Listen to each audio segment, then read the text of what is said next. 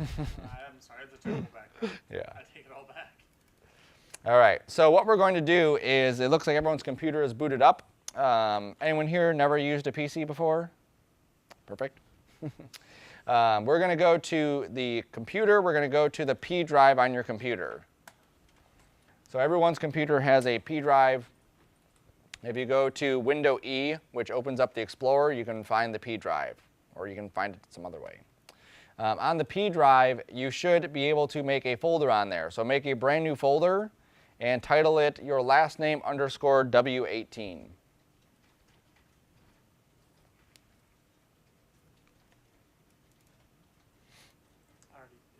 You did that already. I'm way ahead of you. Okay, and then inside that folder, make a brand new folder called 2520. That's the name of this class.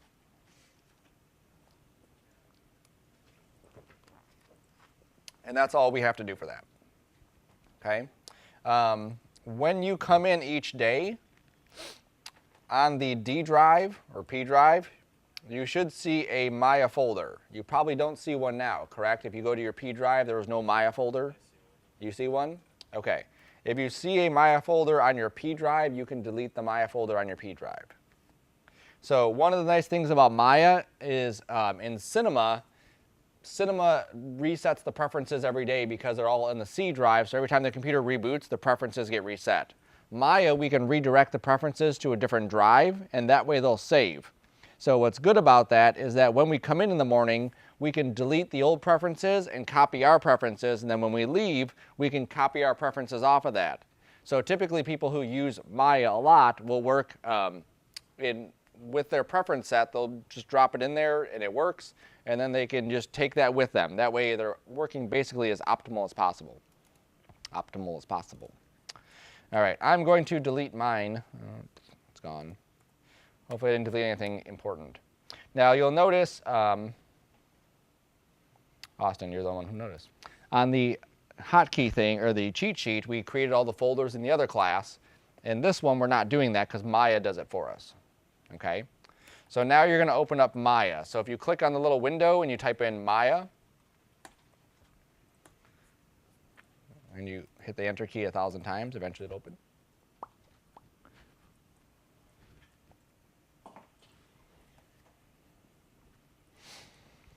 So what's happening now is Maya is starting up, and it's saving out our preferences and stuff to that folder. Yes, sir. Mm-hmm. So if we don't have the preferences, it's creating the preferences. If we did have the preferences, it would be reading those. So if we, after today, after we set some stuff up, we actually want to back those preferences up to our folders, and every day come in there and delete the old ones and put ours in there. And every day before we leave, we copy them back out. That way we're working with the same preferences. Little things like how many undos we have, or how many, or how we select things is very critical to how Maya works consistently. Sweet. What? It does work with a mouse, yeah. Because trackpads suck. Because it's a trackpad and it can only register like one movement on there. So when you click a button and you do that, it freaks out, I think. I don't know. That's at least mine does. Yeah. Tell it like it is. Oops. Let me close my Maya because I just start in auto mode. Oh boy. You can leave your Mayas up. You're going to get some pop-ups that will come up. Typically there will be a, do you want to fill out a survey? You can ignore, do you want to fill out a survey? You can say do not show. There will also be one about watching some demo videos. Here you go. Here's one. You can ignore that too. This is highlight new stuff. So you guys, a couple people have been in Maya before, but if you've never been in Maya before, this doesn't mean anything to you, so you can just say ignore this and hit OK. If you want to see what's new, you can leave that on. So that's like a nice little feature. As you progress in Maya, you'll see new stuff in there. Okay? It'll be highlighted by the green color. You can change the green color if you want. So this is the interface. It doesn't look terribly too difficult from Cinema. On the right side here, where it says Channels, Edit, Object, and Show, This is like the attributes. So if you remember in Cinema, there was a little box in the bottom right where we had attributes. That's typically where we would have stuff where we could type in numbers and whatever else. Maya just puts it here because it's more front and center. In Cinema, we would have that list of all the objects. We have to show that inside Maya. It doesn't show it by default, so we'll get into that. Down here at the bottom, these are layers. We'll play with those. We have a timeline, just like Cinema had. A range slider, very similar to Cinema's. On the left side, this is our selects and our moves and rotates and scales. Okay, so we'll play with those. This is a nice feature that Maya has over other softwares. It's called the shelf. So let's say that you have an item that you're constantly using, like I'm constantly going to this tool or that tool or whatever. You can save that to a shelf and create your own shelf of hot tools that you constantly are using. So if you're like, I'm always using extrude and bevel and split, you can drop those tools right into the shelf so they're easily accessible. You can even create custom menus inside Maya that allow you to drop in whatever you want and access it even easier. All of these are the default ones, so if you want to click through, you can definitely click through those and check them out. What I want you to do is go to the one that says custom and hang out on that one for a second. So we're going to add some stuff to the custom shelf. So in order to do that, we hold the control key and the shift key and then go to any menu item, okay? Nothing magical will happen as far as appearances go that we will see, you know, you've just added something to the shelf. It just happens and it works, okay? So I'm going to hold control shift. Under the edit menu, I'm going to go to delete by type and go to history, okay?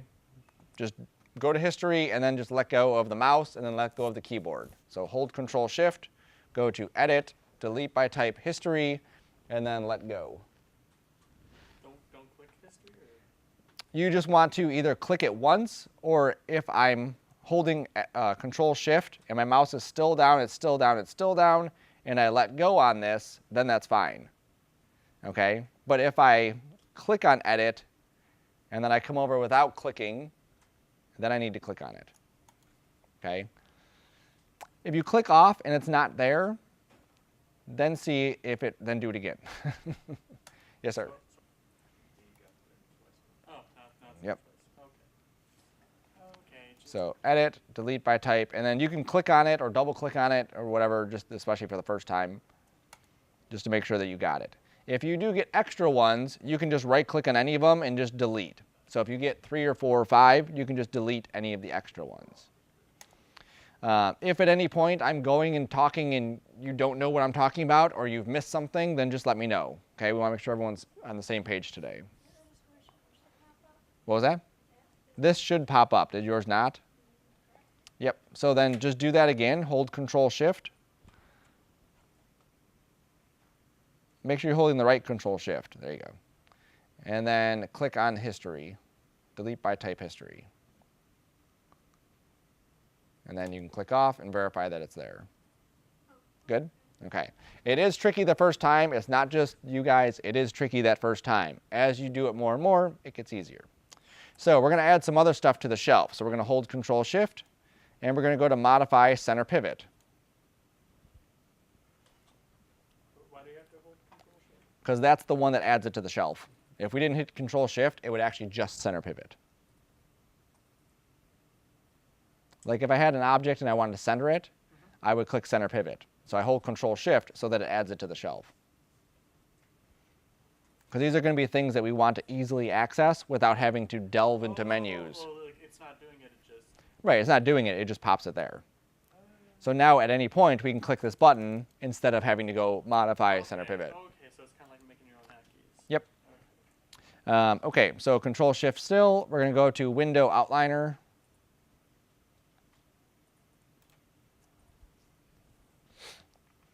And then with Control Shift still held down, go to Animation Editor's Graph Editor. And with Control Shift still held down, anything else in here? Modeling Editor's UV Editor. Okay,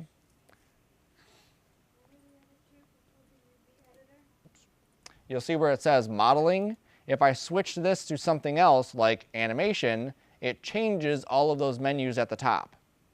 Okay, so one of the things with Maya is that top menu bar, we can customize and change what's up there based on this little menu here and what we're doing. So typically I leave this on modeling and I will just access menus another way. But if you look, you can also customize this. So just like I created my own shelf, I can create my own menu system that has the exact menus I would be using. Okay, most of this you're not even going to be concerned with. These ones here you will use constantly. Oh, there's one more we want to add, which is freeze transform. So Control Shift, modify, and then freeze transformations.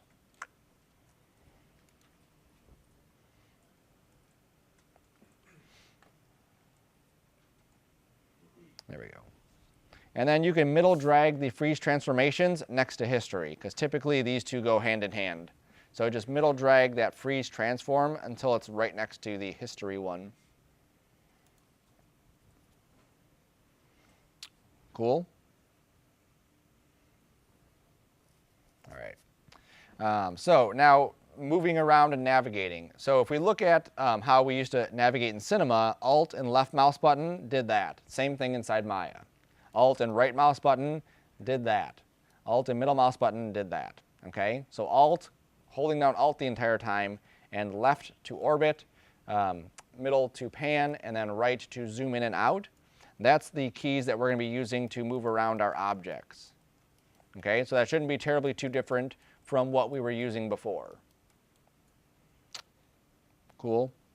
All right. Creating objects, same thing that Cinema had. There's a create, and there's some stuff right here. Don't worry about creating something yet. I'm going to show you another way to do stuff. That's good, that's good. Okay, cool. There's also a mini menu right here. So this is basically the settings for this specific viewport.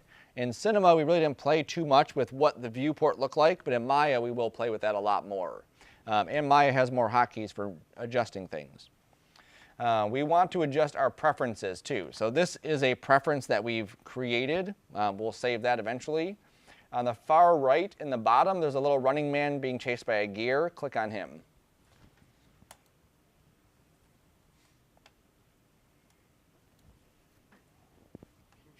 Okay, so that running man being chased by a gear, that's our animation preferences. Again, multiple ways to access stuff. Windows, settings, preferences. Preferences takes us to the exact same spot, but it's another way to get to it. So start at the top, and I want you to see where some of these things are. So on the top left, you'll see where it says interface. You'll see where it says menu set modeling, so you can set the default there if you wanted to.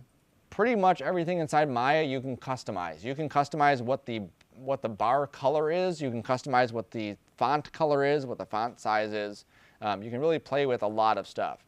Typically you don't need to, but you can. I'm going to go down to, you can click through these. I like to always verify that there's nothing else that I need to set. Okay, so we're going to go down to settings. That'll be our first thing that we go to. And we're going to set our time on our settings to 30 frames per second. Okay, so go to settings and set your time to 30 frames per second.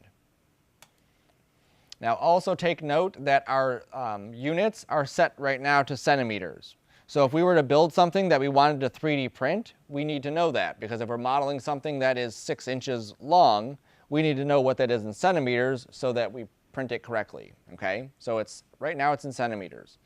You can also take note that the up axis is set to Y. In some programs like AutoCAD, it's set to Z because that's just how they do it. Okay, when we do print something on the printer, it'll come in like this, like laying down, because its up axis is Z, and then I can just rotate it and then it's fine. That's cool there. I don't think we need to play with any of those. Go down to files and projects. How many people in here like to redo stuff? Perfect, good. You may want to turn on autosave, okay?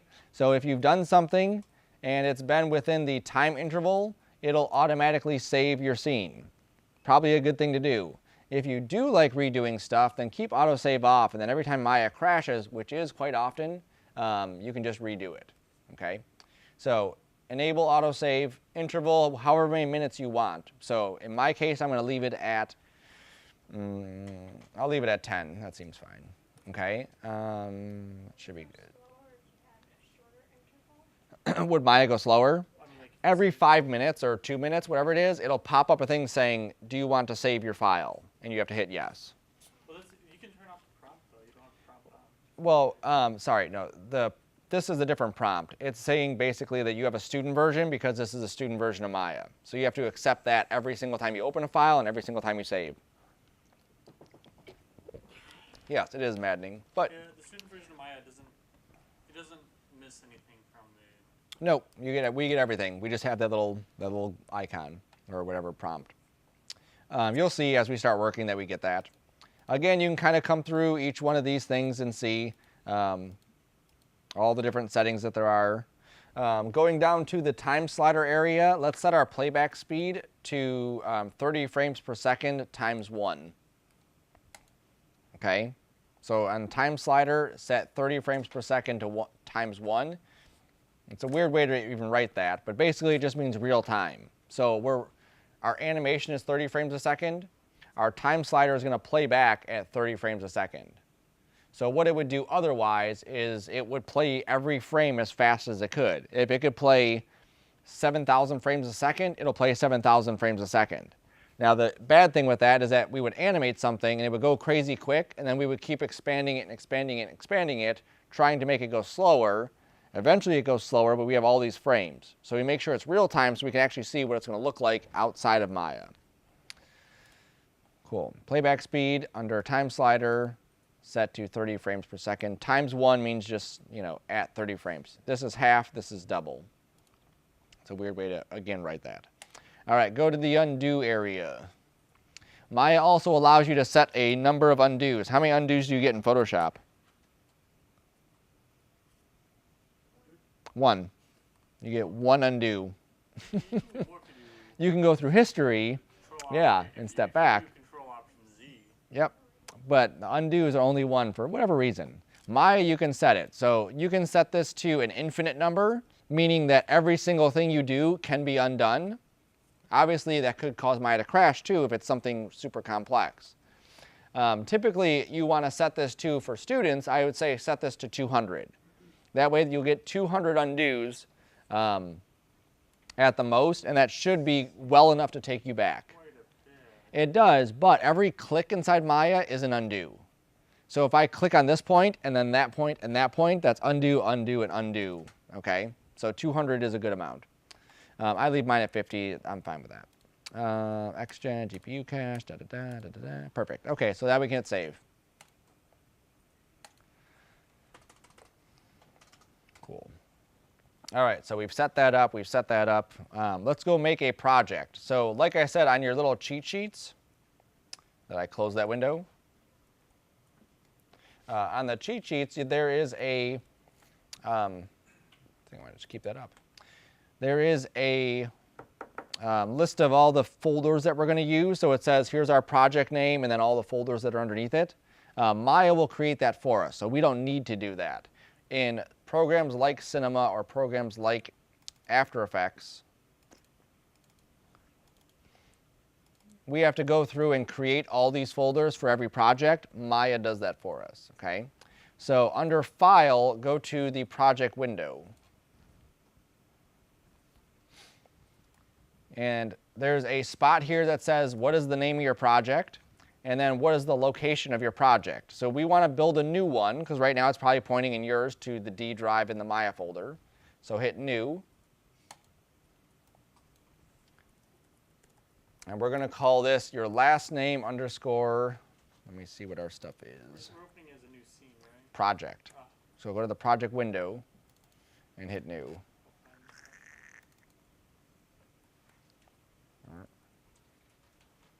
So our first one that we're going to be working on is called GamingPipeline.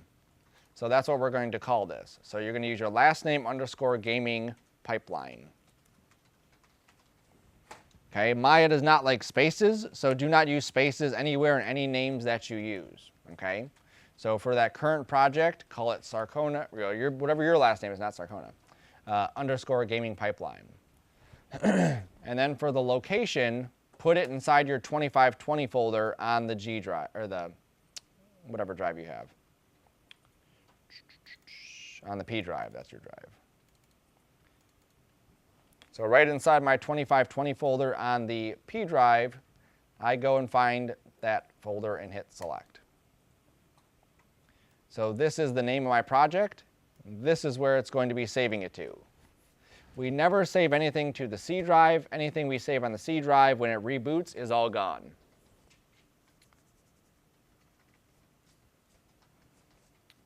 Good?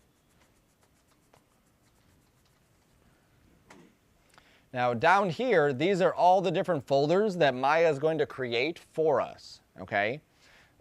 So it'll create a scenes folder, it'll create a templates folder, and an assets folder, an images folder, a source images, render data, all of these. We will use a small portion of these for what stuff we're going to be utilizing. Some of these Maya will use. So when we render stuff, it automatically puts it into a specific folder.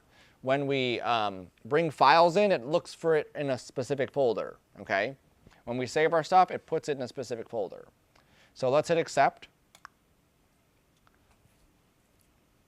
And now you can stay in Maya, but I'm just going to show you where it ended up inside mine.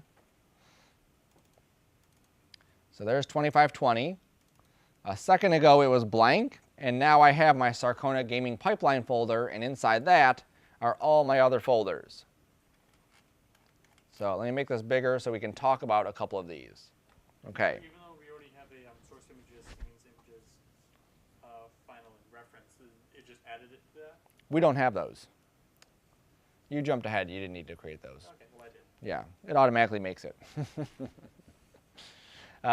So a couple of these we are going to use. So scenes, where's scenes at? Right here. Whenever we save our file in Maya, that's the folder it goes into. Okay, so when we are working inside Maya, we go to File, Save As. We make sure that it goes into the Scenes folder. It goes in no other folder except Scenes. If at some point it is outside of Scenes, close Maya down, put it in the Scenes folder, reopen Maya, and then make sure everything is cool. Okay.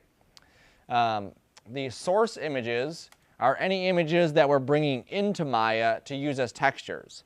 So when we model a pop can and we want the texture for the pop can, we put that inside the source images, and Maya knows to read from that folder where our source images are. When we render stuff out of Maya, it automatically puts it inside of this images folder. That's where it's going to pick it up. That's where it's going to drop it off. Okay. All of these other ones are just ones that Maya will use on its own. Okay. So render data, scene assembly, script, sound, time editor, movies, data, clips, cache, autosave, and assets. We don't touch anything with those. Leave them there. Don't worry about them. Images, textures, or images, source images, and scenes are the three main ones that we're going to use. You'll also see an icon called workspace.mel. So all of this information about what folder structure we have and where things are organized is saved inside this file. So don't delete that file. Maya is really neat too with how we can open up some of it. So this is basically just a text document saying where all these folders are. Okay, so at some studios, they have specific designations for this folder, that folder, whatever. They have their custom workspaces that they would drop in. We don't care about that. We just leave it like this. Okay, all right, so I'm going to close that window and go back to Maya. So now I can go to File and say Save Scene As. Or I can go to Save because I've never saved yet. It should pop you right into the Scenes folder. Did anyone's not pop them into the Scenes folder? Good? Okay, so let's give this a name. So we're going to call this Sarcona, whatever your last name is, underscore gaming pipeline, underscore 001. Okay, last name underscore pipeline, gaming pipeline underscore 001. We always want to put a number designation. That way we know what order these things are in. Are we going to do like we did in Cinema 40 and like save intervals? Yep. Okay.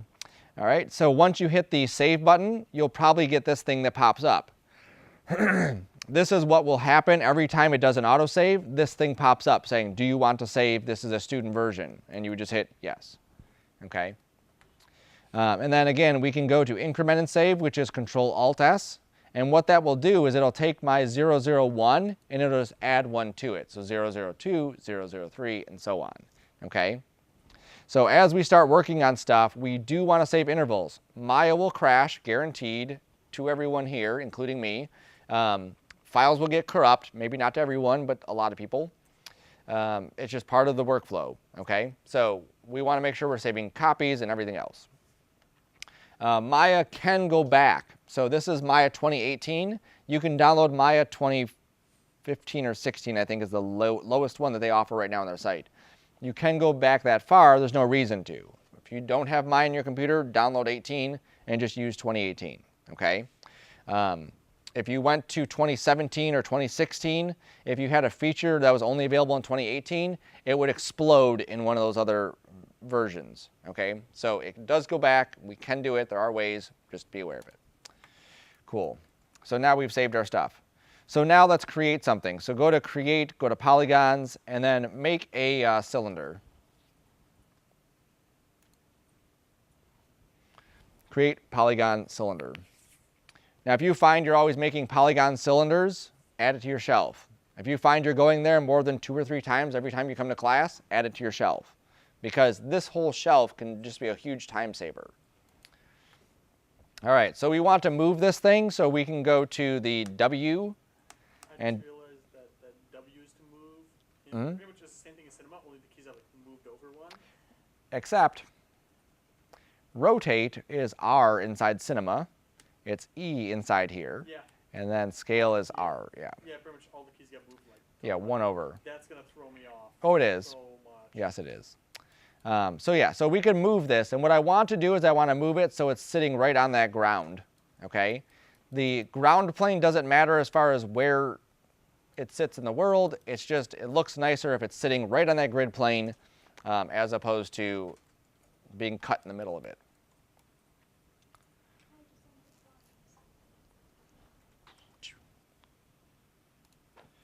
All right, so now we have a cylinder just kind of sitting there on the ground.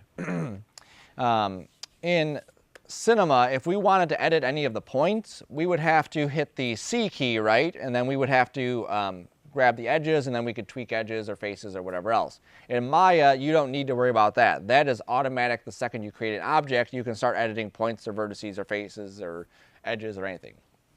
On the far right, you'll see there's a P cylinder 1 in the channel box. So this is where all of our stuff, all of our properties reside, the channel box. Pay attention to a couple things. So on mine, I've scaled my Y to 3.094. And if you look at the translate Y on mine, you can see it's 3.097. So it's a pretty good guess that if both of those numbers are exactly the same, that he will sit exactly on the ground.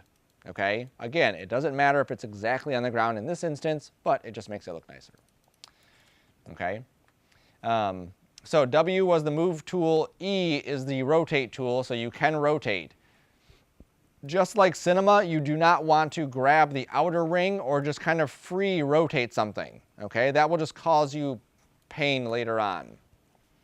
What's the undo key inside Cinema? The what? Undo key. Control-Z. Right. So Maya, they've cut that in half. It's just Z. Oh. Right? So you just hit Z, it'll undo stuff. If you want to redo something, it's Shift-Z. Okay? Now, when you look at the hotkey list, you're going to see Z for both of those. One of them is a capital Z, one of them is a lowercase z.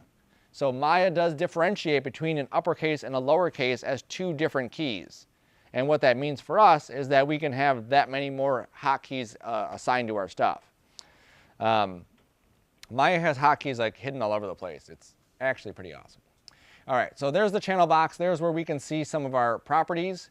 Further down, we see there's a polycylinder 1. Click on polycylinder 1. Inside the polycylinder 1, you'll see that there is a radius, there's a height, there's a subdivision axis, a subdivision height, caps, normalize, and then it says off. Now, inside Cinema, what we would do is we would create a cube or a cylinder or whatever, and it would have properties in the bottom right. That's what this is. That's where we can adjust how the creation of this item was made. So if I go here to my subdivision axis and I set that to 8, now I have 8 subdivisions going around this item. If I set my caps to 0, now I have 0 caps right on top. So set your subdivision height to 8, or the subdivision axis to 8, set your caps to 0. You could also play with the radius. You could also play with the height of this. You could also do rounding of caps. But it does not do the same thing that Cinema's did. If I did that in Cinema, it would actually create a fillet or a bevel around that top edge. Maya just kind of softens it, so it looks like it's rounded, even though it's not. Does anyone here speak binary? All right, so binary, 2 values, right? 0 and 1. 1 is on, 0 is off, 1 is true, 0 is false. So anywhere inside Maya you see an on-off switch, you can simply click on it and type in 0 for off and 1 for on. 2 doesn't do anything, okay? So anytime you see that, just keep that in mind that you can just use 0s and 1s to type those things in. Also, every one of these things are a virtual slider where you see that icon. You see how my cursor is this like 2 arrows with a line in the middle? It's a virtual slider, meaning that I can click on this and just drag it, and it will actually become a slider, okay? Cinema had something similar to this, but you would drag upwards or downwards. So there's that. You can also click on any word. So like let's say in this case I want to change the radius. I can click on the word radius, come out here and just middle mouse button drag and change the radius much quicker than that one, okay? So typically you're going to see me either click and drag here, or you'll see me click on the name and middle drag out there.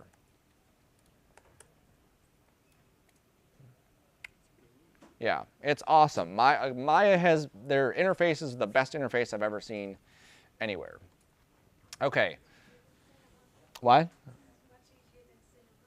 It's much easier once you get used to it. There's a lot of quirks, there's a lot of stuff that you have to get through, but yeah, it's amazing. This is people who work in Maya every day, that's how they work. They just get rid of everything inside the scene. All right, so there's my cylinder. I've changed my subdivisions to 8. I've changed my caps to 0. I'm satisfied with those settings right now, okay? So what I'm going to do is I'm going to delete the history on this. So in my history button, I just click the delete history button, okay? And you'll see that stuff on the right side of the screen has gone away. Now in Cinema, when we click off an object, it automatically removes our ability to edit anything. So if we do an extrude in an object, and then we decide 10 minutes later we want to adjust it, you can't. You'd have to undo, do the extrude again, and then you can adjust it. Maya will save every single thing we do, and then we can always go back and tweak some of them. Some of them you can't adjust, sometimes it's just too far back, but some of them you can adjust. Cool. All right. So I want to make this taller. So I could definitely just scale this up, but then I've lost the fact that this is now not sitting on the bottom, and that sucks. So what I want to do is I want to hold down the right mouse button on that cylinder, and I want to go to the word face. Okay, so hold down the right mouse button right on the cylinder, and then go to face. Now this is how we get to the ability to grab individual components, grabbing points, grabbing edges, grabbing whatever. So I'm going to click on that top face, hit W to get to my move tool, and then just pull it up. You hold the right mouse, go to face, and then you click on that top face, and then you just go to the move tool with W and then move it up. So we're going to make, for this gaming workflow, we're going to make a baseball bat, okay? So proportionate to a baseball bat, figure out what that is. A baseball bat is not that small. It's not that long. That looks pretty decent. Okay, good enough. See, there's my menu. I didn't hit save, it just pops that up. Cool.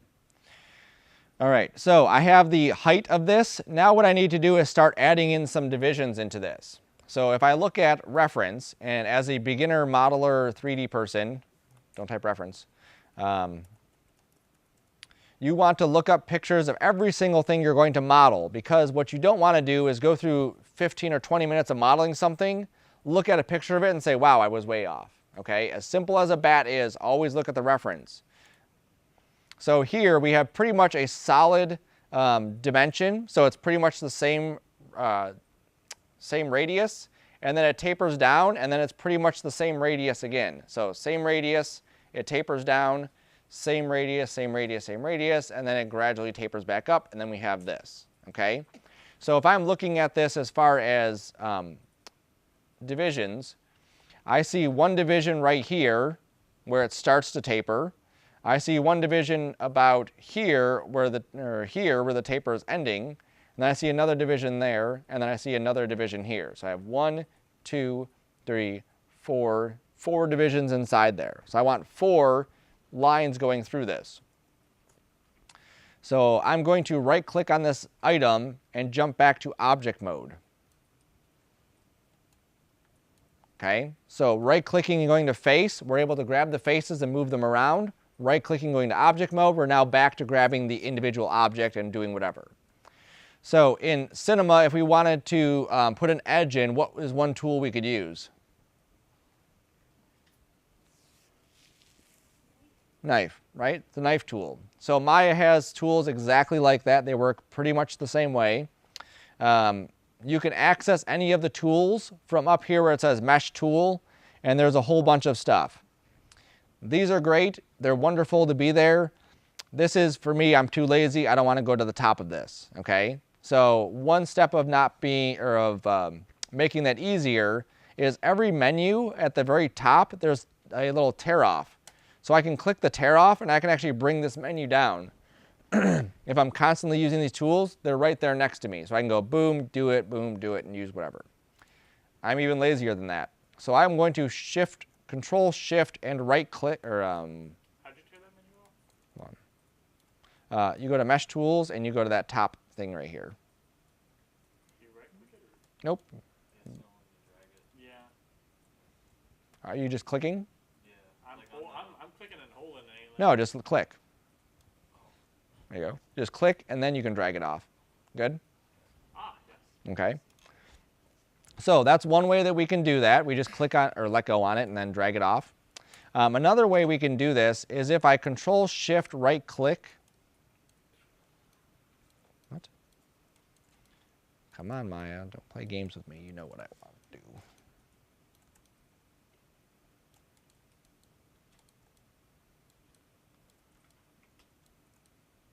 Oh, sorry.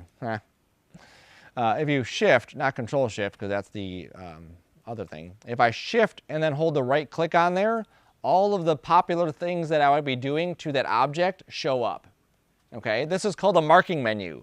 And this is something that we can create our own marking menus, or we can just obviously use the one that's there.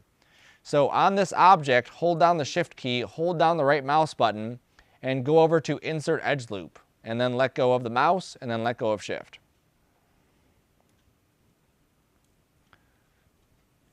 Now what that does is it puts us inside of edge mode, because this is an Insert Edge Loop tool. So now we can add edges to this thing. So looking at this reference again, you'll see that there's, again, one about here where the transition starts. There's one about there. There's one about here. So 1, 2, oops, and that one. Go ahead. Yep, you have to be in object mode for that to work. There you go.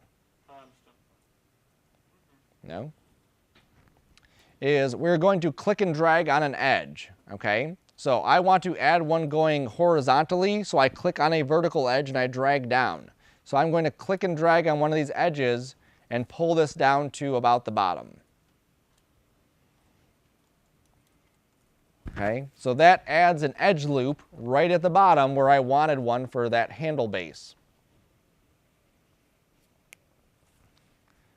Okay, I'm also going to click and drag one up here and click and drag one about there. Don't worry about getting too specific with it, just kind of get them in about spots. Oops, I forgot one more right there.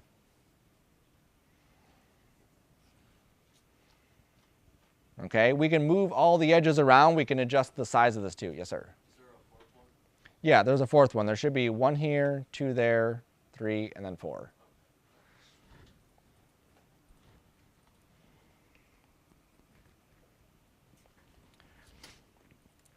All right, so now that we have our divisions in there, we can start adjusting them. So we're already in edge mode, so I'm going to switch to my move tool. And then if I double click on any one of my edges, it will select all the way around that edge. Okay, so Cinema would do that too. Sometimes it would work, sometimes it didn't work. Sometimes we would have to be in a separate tool to do that. So if you just double click on any one of those edges, it'll select all the way around. And what I can do is then just kind of reposition those. So I double click, reposition it, double click, and reposition it. Okay? So that's one way to kind of move the edges around. The other thing we can do is right click and go to face. And we can just make the whole thing taller too. If we've kind of run out of room, we can just make the whole thing taller, go back to edges then, and then start tweaking this again.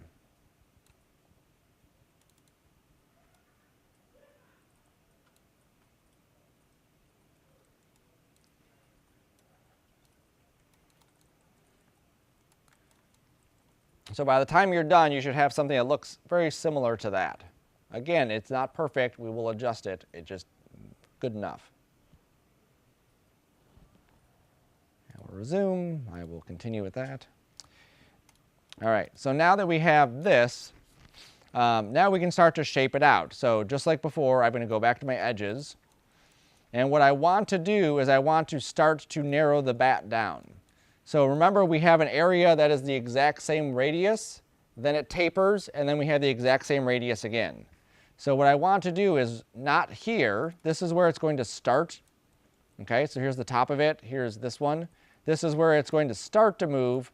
If I do this now, you can see that that looks ugly. So I want to go to the next one. Make sure I double click. Make sure it's selected all the way around. And then I'm going to click and drag right on that center scaler. Okay, don't grab them individually. Grab the center one and scale that in.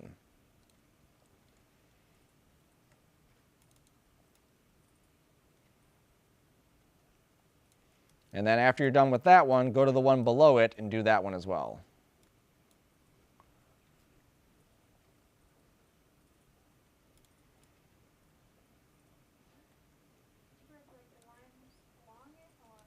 Nope, you're just grabbing the loop here and just scaling that loop in.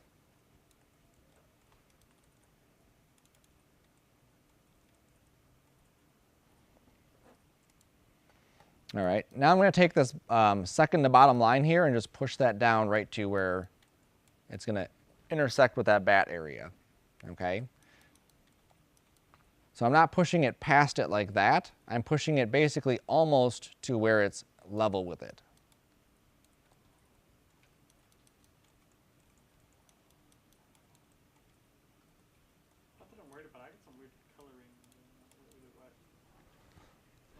All right, so there's our baseball bat model. Now, it took us obviously some time to do this. We're getting used to Maya. That's obviously a learning curve for most of you. Eventually, you'll get to the point where stuff like this can be modeled very quickly. So there's my bat. Here's my divisions, 8, 0. Insert edge loop. There's one about there, one about there, one about there, one about there.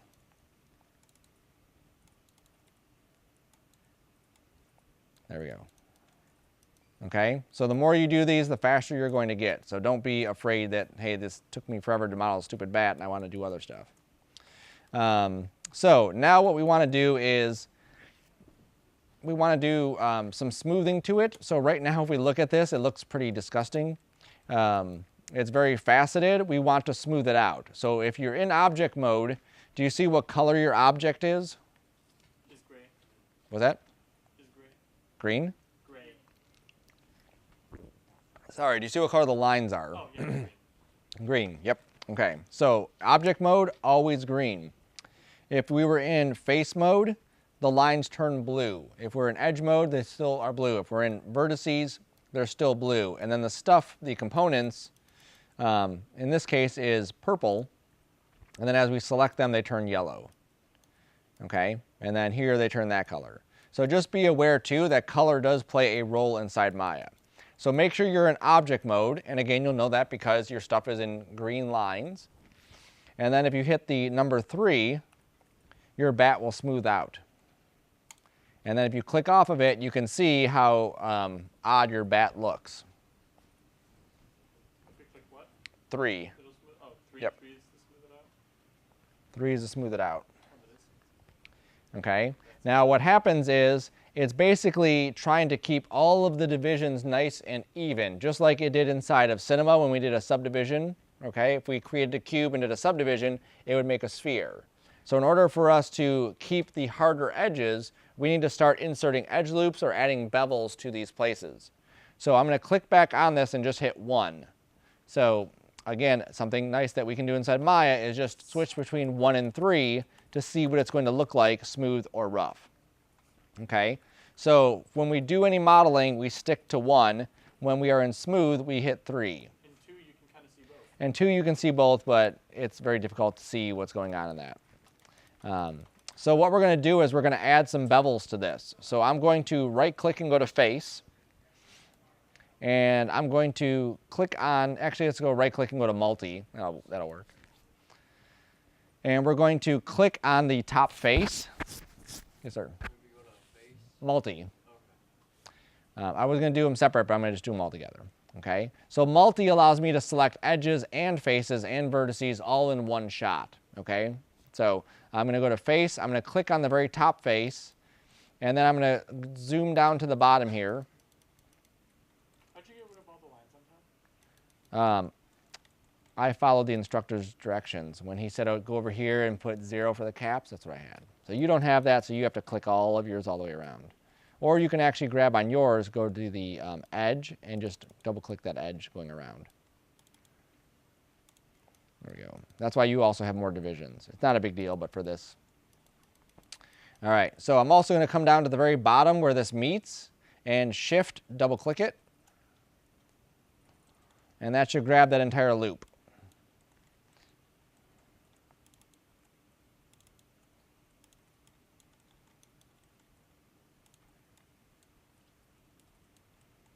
Okay, so I have the very top face selected, the very bottom face selected, and then I have these edges selected right here. So make sure you have those items selected.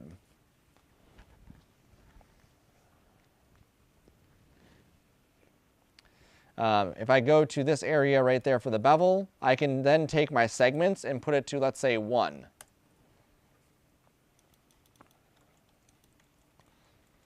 And then this area at the top is a little bit softer than it was a second ago. If I go to 2, you can see how crisp it is. If I go to 1, you can see how crisp, or how smoother it is. Okay. So I think 1 is probably a good number for that. 2 was not. Yeah, segments. So you want to set to 1 segment. The more segments we have there, the crisper it's going to be. The smaller that fraction, the crisper it's going to be. Yes, sir. How do you get to that? You just click on this poly bevel over here. Nope, down further. There you go. And then segments 1. Yep. Okay. So now I'm going to hit 1 on my baseball bat again, and I want to tweak the top of this. So at 3, you can see that it still looks a little bit too square for the top of that baseball bat. It should be nice and rounded. It should not be like flattened like that, okay? So I want to go back to 1 because I want to tweak some stuff. So I'm going to go to face on here, grab that top face, and just scale it down and move it up.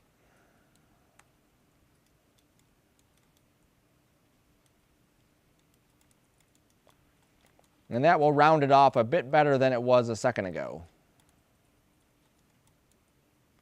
Okay, so I'll show that again. So I grabbed that top face, I scaled it down, and then just moved it up.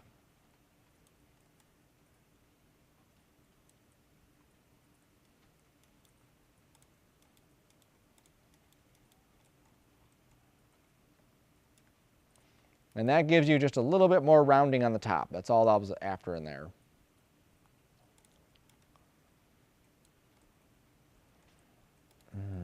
I really don't like the thickness of this bat. I'm gonna like cartoony it up a bit.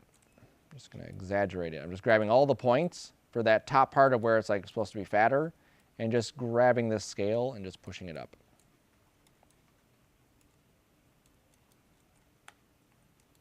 There we go. So now that feels a little bit more solid.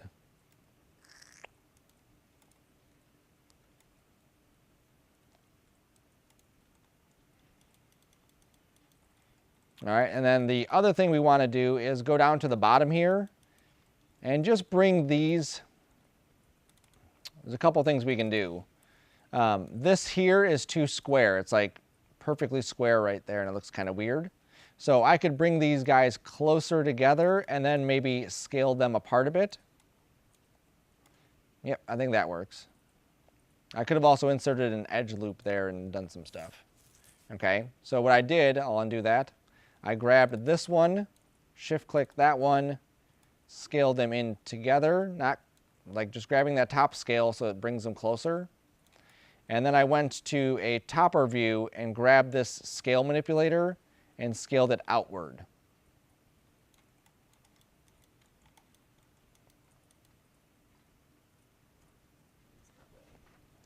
Sweet.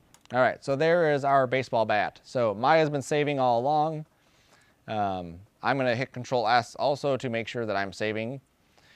Just to show you where these things are going so you can see that. 2520, gaming, autosave. So there's a separate autosave folder that's throwing those files into. That folder could get really big if we don't watch it and we keep having huge amounts of stuff. So just keep an eye on it. Cool. No, you can leave it there. No, yeah, if it does get out of hand, like you have 7,000 files in there, you may want to go through and delete the last 6,500. Okay. Okay, so my bat, it looks like it's pretty much done as far as the modeling goes for this. Okay, so I want to delete history on it. So I go to the history button and hit delete. Make sure you're in object mode. If you're in component mode, it won't do it, sir. Wait, you're going to delete on the keyboard? No, the delete history button. Oh, you're just clicking. Yeah, but make sure you're in object mode.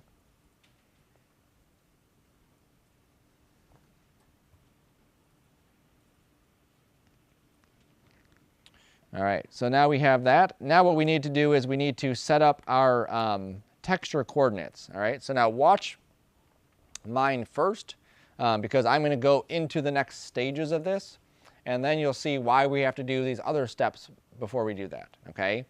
So I'm going to export this out. You're not exporting out, you're just staring at my screen, taking notes. Baseball bat. Bad UV.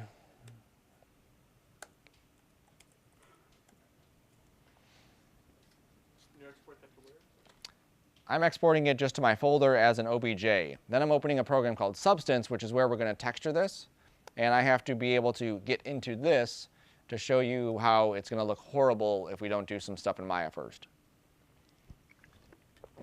I found that students like to find shortcuts to things, and their shortcuts end up taking longer than the actual way to do it. So if I show this, maybe you won't try to create a shortcut. All right, so I'm just going to make a new one, go to here, there. Nope, this is something you'd have to download separately.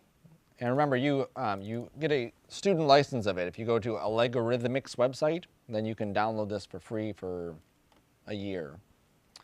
That's fine there, that's fine there. Okay, everything's good. All right, so there is my baseball bat. Remember the UVs that we did inside of Cinema where we had to take our cereal boxes or whatever it was and flatten them out? That's what my UVs look like for this. They do not look anything like what that item is. So when I come here to my materials and I say, okay, I want this to look like, this is my favorite one, the machinery one, and I just drag this onto my layer. It doesn't look like anything. Okay. Nope, I forgot to click this, so I'll click that button. I'll click this button, I'll say bake. This will help, but this will not fix.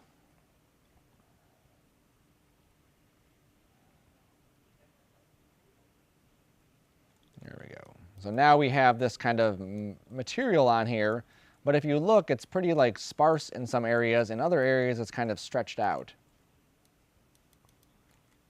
Okay, and obviously this is really blocky, so that looks really odd. Yeah, especially down here. Look at how that's all stretched out there.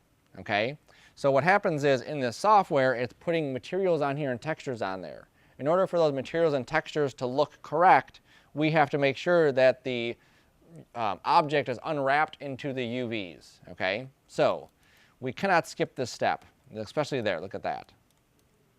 See that? That's gross. We don't want that. All right. So we're going to come back here. We're going to hit 1. And we're going to lay out the UVs. Now what this process entails is we're taking our object and basically, like I have my Mountain Dew bottle here, let's say I wanted my label to be laid out. It's like slicing the label and flattening it out on a piece of paper so that a 2D program like Substance understands where the textures are supposed to go. That's what we have to do. Now a bat is going to be different because a bat doesn't have that specific label right on there. So what we're going to do is every time we lay out the UVs, our first job is to delete history, which we've done, and then freeze the transforms, which we're doing. Okay, so we've deleted history, froze the transforms. Do you see why I put them right next to each other? Always going to do that. Okay. So we've frozen the transforms. Now we're going to go to UV, and we're going to go to UV Editor. Now we also have the UV Editor button in our shelf, so however you want to get to it, you are free to get to it that way.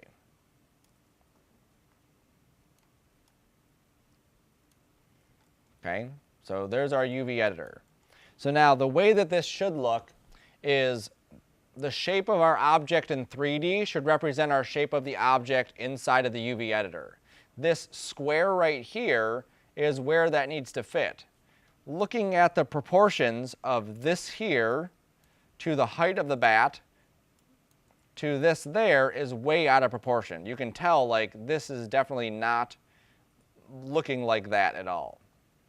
Now every object inside Maya gets default UVs. So a cylinder automatically knows to cut the top off, cut the bottom off, and then lay out the shell of this. So if you look at the white areas here, you can see how this is cut just like that.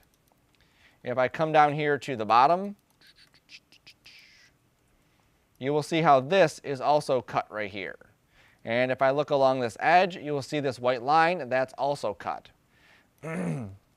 If you look right here, you'll see that these edges right there are also cut. Our goal when we do UVs is to, number one, make sure that the texture is as uniform as possible, okay? So let's see if it's uniform. So I'm going to go up to textures. Yes, ma'am. Is there a way to have this be, like, when rotating it, is there a way for the object to be in the center? Yes, I meant to mention that. Sometimes when you're rotating your scene, the object is like way off to the side. So if you hit F, that'll frame your scene, and now Maya should spin around that object. There you go. Okay. So let's see if this is uniform or not. So we're going to go in the UV Editor under Textures and say Checker Map. Okay. So in the UV Editor, Textures, Checker Map. So what this does is it puts a checkerboard on top of our object. This is our texture. If our texture is a bunch of squares, out here in the real world, in our 3D world, it should also be a bunch of squares. If I zoom into the handle here, you'll see that this square is not actually square, it's like bent. If I look here along the handle part, these are all stretched out, so those are actually like rectangles. If I go to the very top, I have just, hey, there's some squares, but the rest are all messed up. Did you go to textures here and then checkerboard? So what we need to do is we need to tell Maya, hey, I want you to figure out what the UVs should look like. Lucky for us, the cylinder is already pretty much laid out. So what we're going to do is we're going to right click in here. Well, first I'm going to turn this checkerboard off inside here, image, there we go. I'm going to click this little image. That like drives me crazy. I can't even see anything. I'm going to right click and go to UV shell. And then I'm going to marquee this entire thing. Okay. So I right clicked inside the UV editor, I went to UV shell, and then I marquee the entire thing. So this just selects all those faces, objects that are inside there. You say hit what in which shell? Right click, UV shell. Now that only appears here. UV shell is not out here. Okay, so depending on where we're right clicking, we will get different options. So we selected UV shell.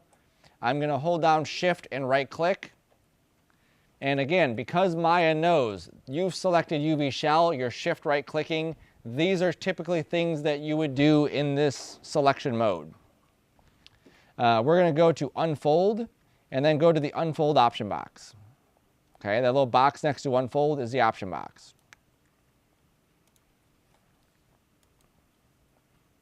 Okay, so we're still in this UV editor, shift right click, unfold, unfold option box. Okay, what this is going to do is it's going to look at our object in the 3D world. Yes, sir. Would you do Shift right click in here and then go to unfold option box. It's going to look at our 3D object in the 3D world. It's going to look at the UVs that it's laid out, and it's going to try to resize everything and reorient them so that they are squares. Okay, so we want to set this number here to 4096. Okay, so we go to that map size pixels, set that to 4096. And then all we have to do is hit apply.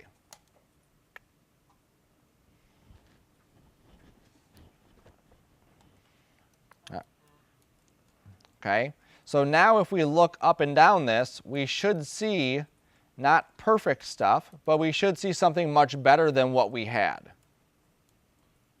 I think I messed up. Did you hit apply? I think I hit something before this. Yeah, mine looks. I was trying to do the shift. Now, there are some things, okay, so I have this container here. If there are no cuts in this container, it's impossible for me to take this and lay it perfectly flat, okay? Like if I just take this and as an object and try to flatten it out, it doesn't work. So what we have to do is we have to typically cut it along the top of this, cut it along the bottom of it, and then cut it here, and now each one of these pieces can lay flat, okay? That process is going to be repeated every assignment in this class for every object that we do. Typically, a cylinder is a common shape that will be across everything that we are doing. A gear is basically a cylinder. A hand basically is containing of a bunch of cylinders, okay? Everything is a bunch of cylinders. So our first goal is to get this as flat or as square as possible. In some areas, we can't do that. Some areas are not going to look good. Right here on my handle, that doesn't look good. This is not a square.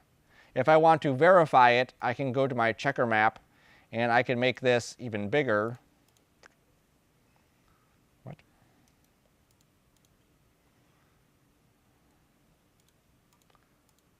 Why aren't you updating? There it goes.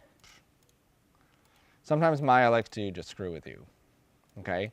Now at this level, it looks like they are square, but you can definitely see it's still not square. If I lower it even further, same thing. Okay. So perfect. So what I need to do in order to get those to be square is I need to cut it again. Right at where the direction is changing. So it's going this way down the bat, and then it goes this way around that end handle part. I need to cut it right at that intersection. So right here, I'm going to double click and go to edge. And it doesn't matter if I grab this one or I grab that one. Either one of those will be the exact same thing. Okay, so I'm just double clicking either one of those, and then I'm going to go up here to cut and say cut. Okay, so in the UV editor, cut, cut.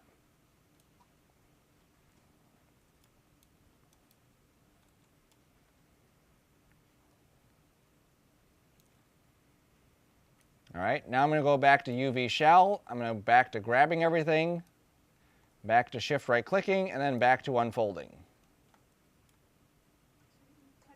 Do the unfold box? No, you just cut it once. You have to go to the cut menu and then say cut. What was that? Go to the unfold box or just unfold? Just unfold. We've already set the options. Once they're set, then Maya remembers them.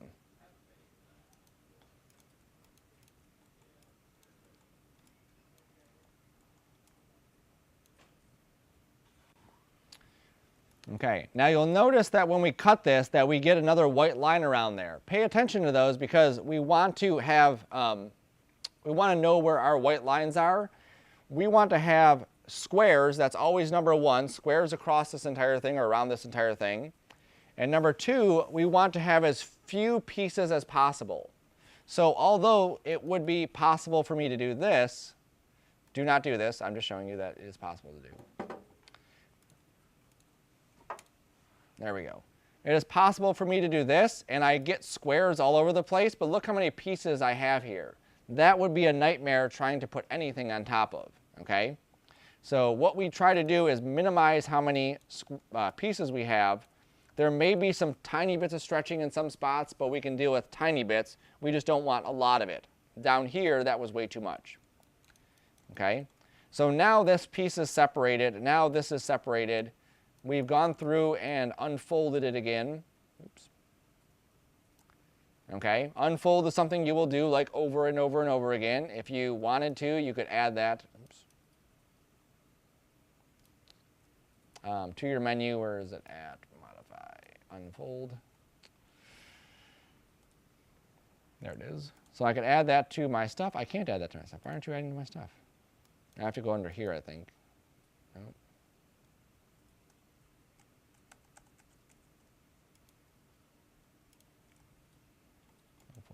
I just want to add to it. I might be adding to this. I don't know. Oh, whatever. So that's pretty good. So now I'm going to go to this area here where we have these extra edges that have been cut. Yours may not have this, mine do. So you can see how I have these cut lines kind of stemming off of this. That might look sloppy later on, so I want to grab all of those. Then under cut and sew, oops, I don't want to grab one of these. Spin, spin, spin. There it is. So this one here comes down from the center. That one's fine being cut, just not the other ones. I'm going to go back to cut and sew, and I'm going to say sew. And what that does is it just puts those together. So now, instead of those seams being cut, they're actually welded together. Then I will go back to UV shell, I will grab this again, and I will do an unfold again.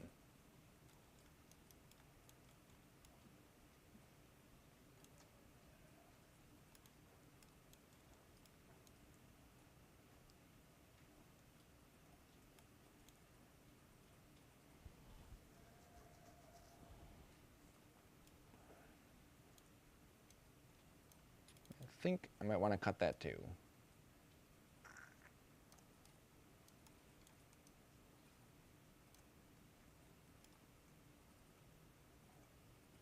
Yes, that does look better. Okay, so I also cut this piece off as well, right here. I was getting a little bit of stretching there. I was getting, we tried to get rid of that little kink, and it was still there. So I went to edge, I selected that one, and then I went back to cut, and then I unfolded again. Every time we cut, we unfold. Cut, unfold, all day long. Should you worry about the checkers not exactly lining up or anything? Nope, that doesn't matter. Okay, the Substance software will actually be able to figure out all of that and put the texture exactly where it goes. Okay. Yeah, I was like, when I was like, that looks a little off. Okay. So number one, we have checkerboard all over the place. Number two, all the checkerboards should be the same exact size. Okay, so are they the same exact size? No. No. Okay, so here is obviously this is off and that is off. We can do that manually, but Maya does it for us automatically. So we don't need to worry about that yet, okay? Number 3 that we're going to worry about is when we take this into our other software, we want to have the high-res version of this. If I hit 3 on this, see how that looks pretty horrible. If I'm in a video game, I may want this to be smoothed out. It all depends on where the asset is being used. Realistically, for a video game, that is probably a sufficient model for a bat in a video game. Video games do not like high polygon counts. They don't like divisions for no reason because it slows the video game down. Now, you can see how faceted this looks. That's pretty bad. So click on your model, make sure you're in object mode, and then go to Mesh Display, Soften.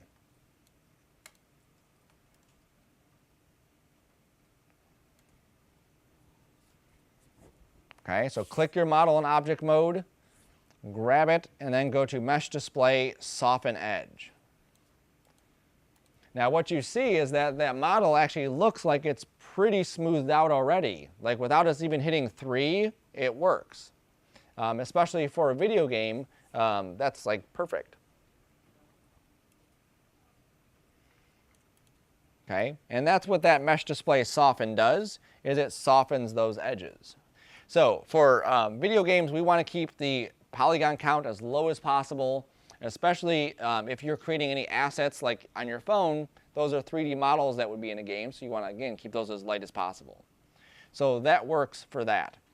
So now what we want to do is we want to lay this out so that they're all nicely organized and they are all the same size. So I'm going to go back to UV Shell, grab the pieces again, and then instead of going to unfold, we're going to go to layout. Okay, and this one you're going to use the option box. So layout UV option box.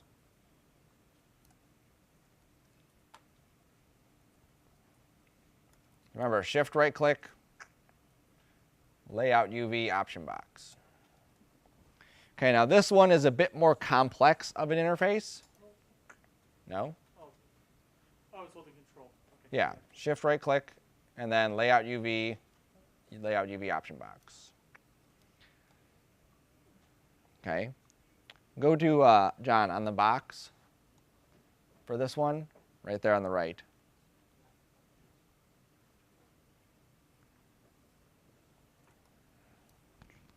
So Maya needs to know what kind of, how big the texture is going to be that we're going to be putting on this. If I had a picture in Photoshop that was 1 pixel tall and 5 pixels wide, how many different colors can I fit on there? 5, right? Because I have 5 pixels. That's all I have, okay? So the more detail, the more pixels we have, the more stuff we can fit on here. Now again, because this is something that's going to be used for a game, we don't want to have 7 trillion pixels on here. We want to keep this as little as possible. So one thing that's going to happen is that this is going to fit within one box, okay?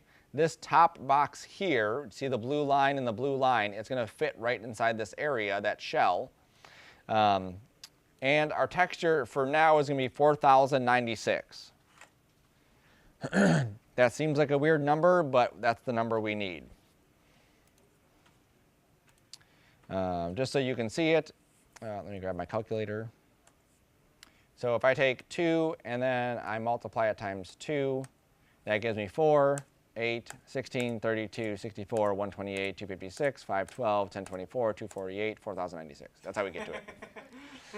Okay, now it seems weird, but video games like those numbers because of how they're based, okay? So 4000, even though it's smaller, it would calculate it more difficult than 4096, okay? Just how their math works out.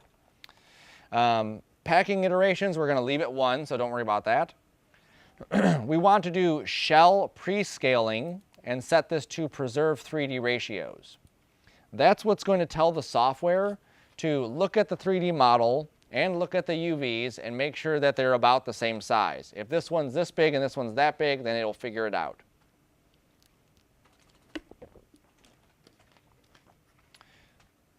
Down here where it says texture map size, same thing, 4096.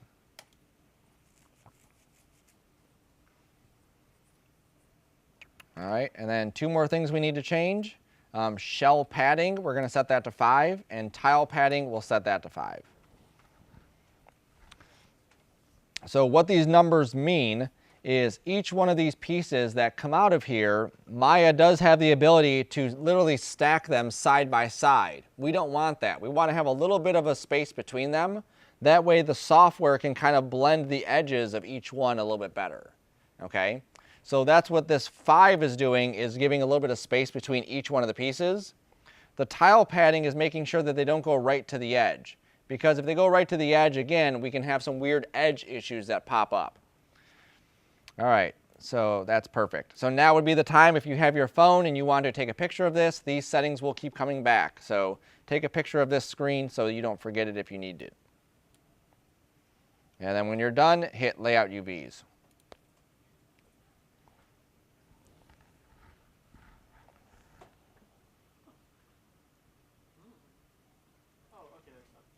Okay, now we are getting this thing where on mine are going to look like this.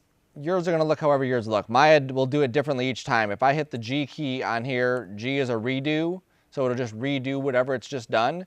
It may lay it out completely different, just redoing that layout, okay? Don't worry about that. What we want to then worry about is optimization of this square, okay? So remember, we have 4096 pixels wide by 4096 pixels tall. That's how big our texture is going to be, okay? Maya did a good job of making sure that the squares are even. So before these were pretty tight, and these were pretty loose. Now they're all even. If I go down here, we get the same thing, pretty evenly distributed. The issue now that we have is this square. We're wasting a lot of space, okay? So regardless of what we use here, Maya's still going to create a 4000 pixel texture. So all of this space here is just wasted space. So I said we want to have as few pieces as possible, and we definitely do, but we also want to optimize our textures as much as possible. So if we had 2 objects or 3 objects, we can stack them inside here and use all that extra space just so that we would have other stuff going on inside that UV space. So you may see in some things, prop UV texture, you may see in some areas where someone is using a UV space like that. That's something else, ignore that. Here's a character, so they have basically, this is the character's body, there are his hands, I'm assuming those are his fingernails, and these are something else. I don't know what that is, okay? So these are all the character's pieces laid out in there. Now we want to optimize that square as best as possible, because otherwise, like I said, we're just wasting this space. The only way to do that is to take a piece that is big and start cutting it into pieces so that they fit in there, okay? So I'm going to go to my edge, and I'm just going to double-click this one, shift double-click that one, and then shift right-click, and then cut.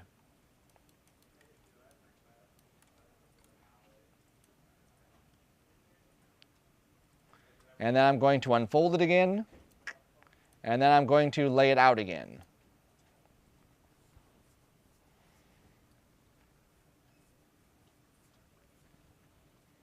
Okay, so I cut those edges, I unfolded it, and then I laid it out again. Okay, so this definitely does a better usage of optimizing our texturing coordinates.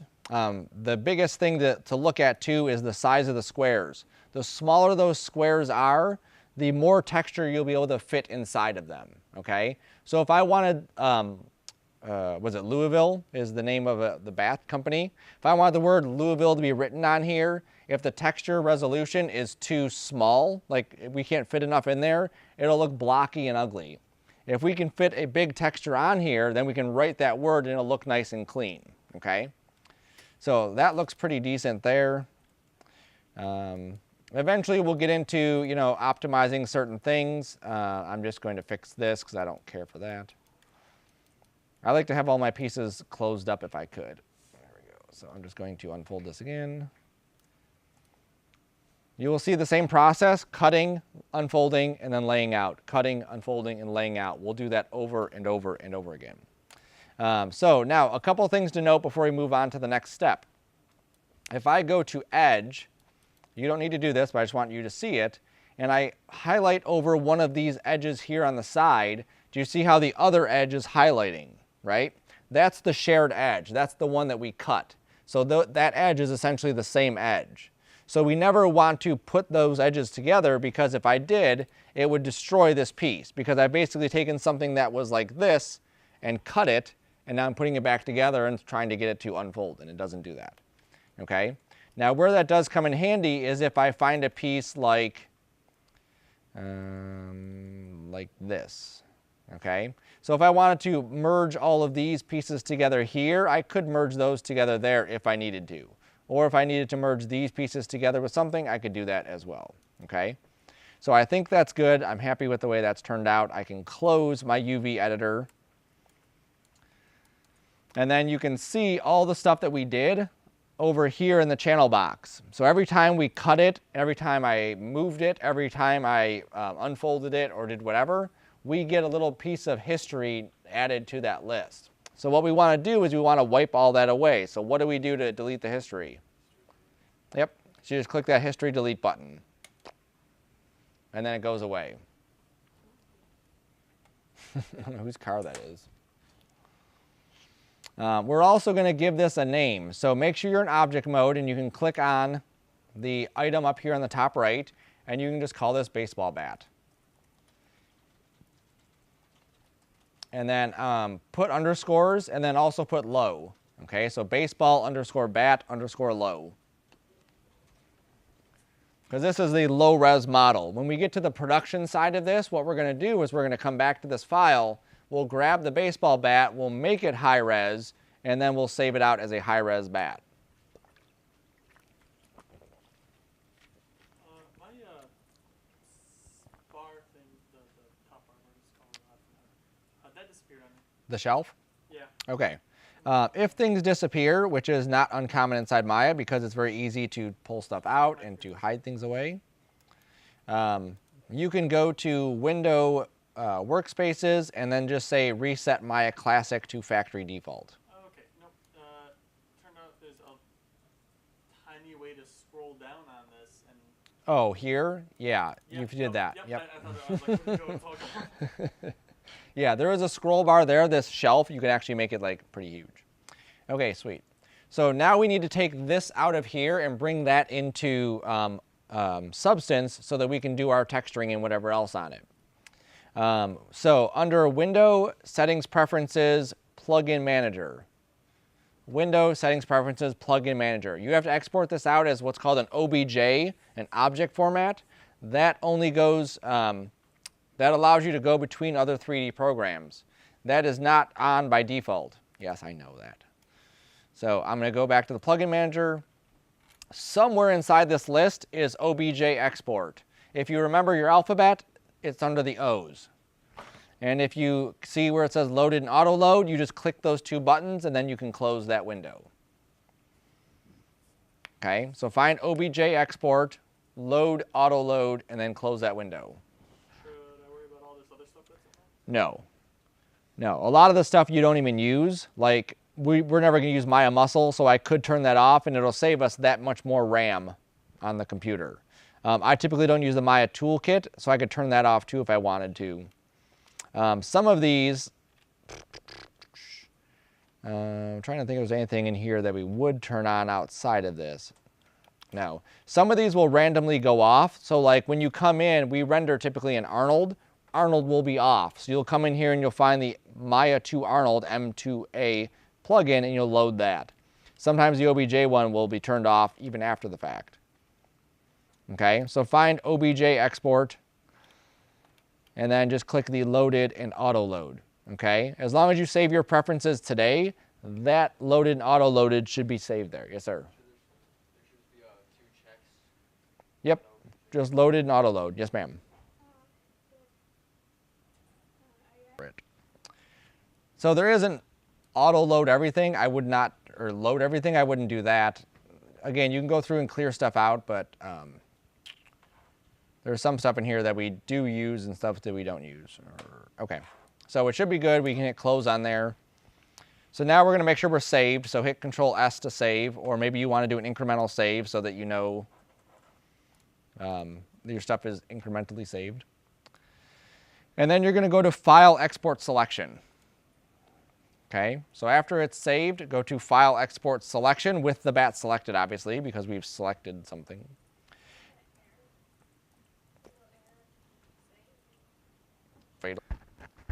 So we'll choose OBJ Export from the bottom list. You do have to scroll. I don't know why people don't realize they can scroll, but yes, scroll until you find OBJ Export. And then call this baseball bat low res.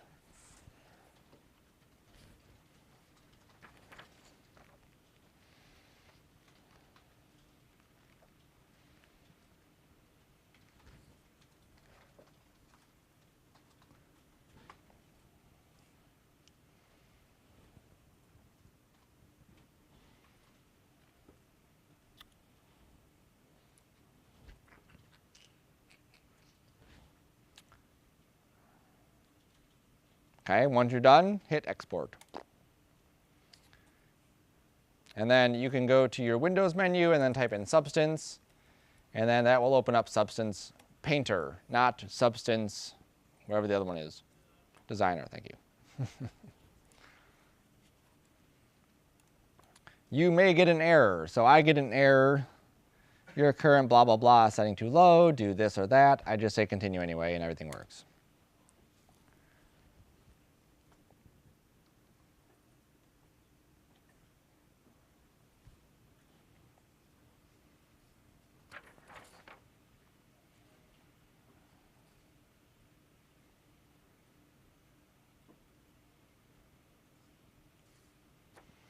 All right, Ashley, tell me that your stuff closed or Maya crashed again. Tell me Maya crashed again. Just tell me that Maya crashed. There we go. That's appropriate, right? Cool. All right, so the way Substance Painter works is there are several different areas here. So the concept here is that this is we modeled something in another program, Maya, Cinema, whatever it is. We've exported it as an OBJ. We bring it into Substance Painter, and then we can apply textures to that in here. We export the textures out, bring it back into Maya or back into Cinema or wherever we're going. Okay, you can hit No and close those windows. Sometimes it will come in like this, where everything is really like shrunk or scaled up. You can just click and drag so that everything fits correctly. This area here is your 3D. This is your 2D stuff. This is if you want to see what the texture is doing as it's working. We typically don't need to. You can choose 3D only. You can hit F2 and it'll choose 3D only. And that way we can get a big view of this. The cool thing about this is that very much like Photoshop, we have layers, so we can stack things on top of it. So if we wanted to put a label, the label can go on top of whatever texture we put on top of there. It's really awesome. All right, so we're going to go to File, New. And we're going to go to where it says Mesh, No Mesh Selected, and then we're going to say Select. And then we're going to go find our low-res baseball bat.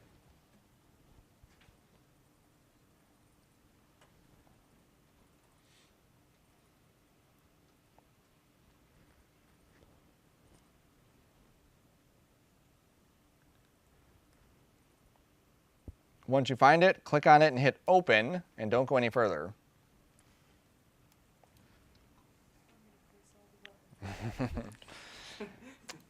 So we want to know where this is going, or Substance wants to know where are you going to take this texture, because depending on where we take the texture, it's going to create different files. Okay, so this one, because we're doing the gaming pipeline, is going to go into Unreal Engine 4. So we're going to go down to the bottom where it says Unreal Engine 4, and we're going to click Unreal Engine 4.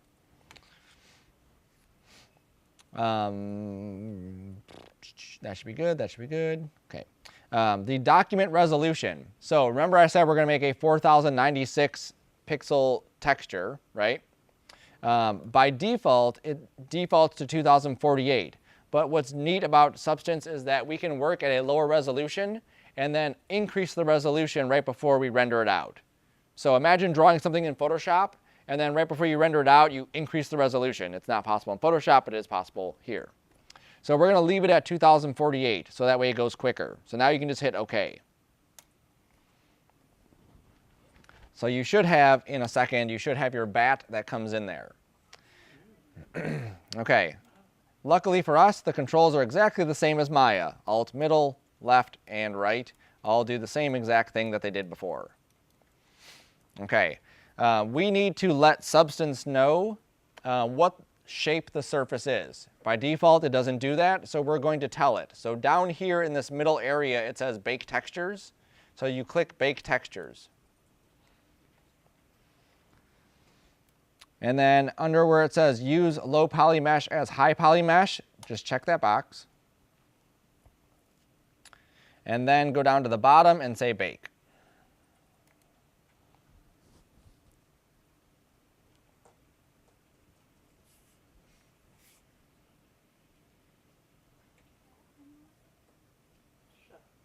I knew a bake joke was coming.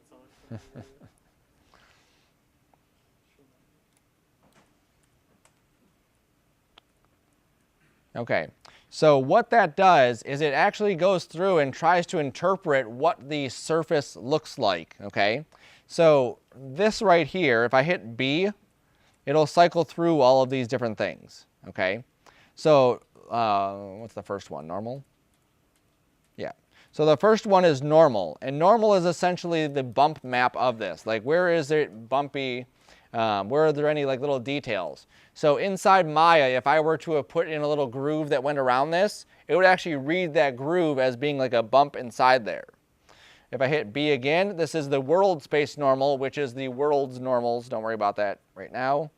There's an ID. You can see what each one is on the top left. This is, we'll use this later, but this is how we can identify each individual item inside of our scene. This one is ambient occlusion. Not too much happening on the top, but if I look right here where the bat is meeting, or the grip is meeting that bottom piece, you'll see that there is some grayscale color pixels down there, okay? I'll hit B again. This is curvature. This is actually reading how the surface curves. If I hit B again, this is the position, like the actual XYZ position. Hit B again, this is the thickness, okay? So in each one of these areas, it's reading actually like different properties of the surface. If I hit M, it gets me back to where it's basically the default color. Now why this is important is because those properties can be used to drive a material. So think about like my, this container here.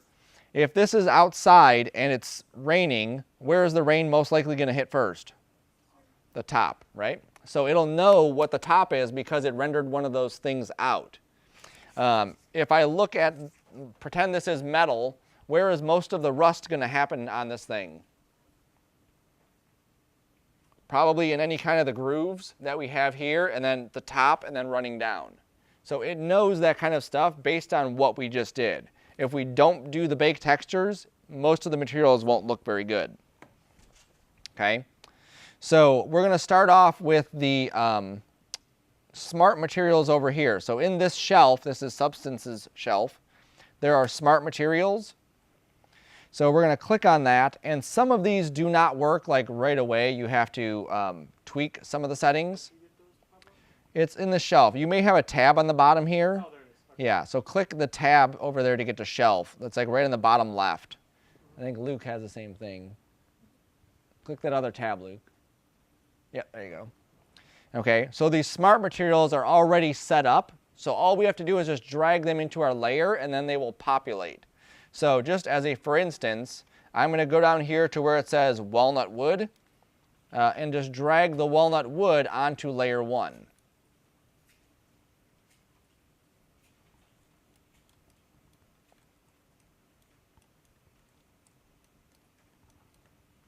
Now for today, don't be too concerned about what stuff exactly looks like. I simply want you to see the process of going from Maya with an object into Substance and then bringing it into Unreal with the texture.